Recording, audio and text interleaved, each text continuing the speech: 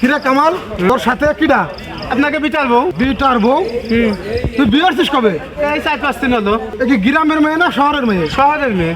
আরে বিটা, তা শহরের মেয়ে তা আমাকে বিটার পরে এই অবস্থা কে? শহরের মেয়ে তো তাই। শহরের মেয়ে তাই?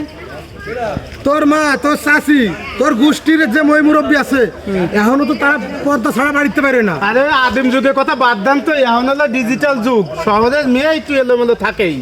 শোনো বাইর বেটা, একটা কথা বলি।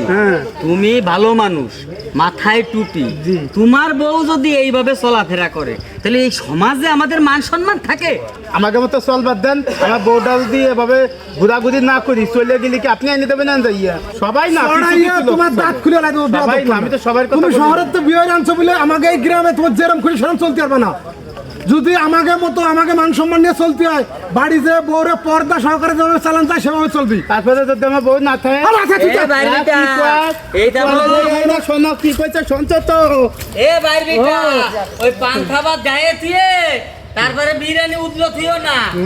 ওখানে সবাই থই, গল্পটি কম দাও। দেখছো তোমার বউ এমনি থাকবি না।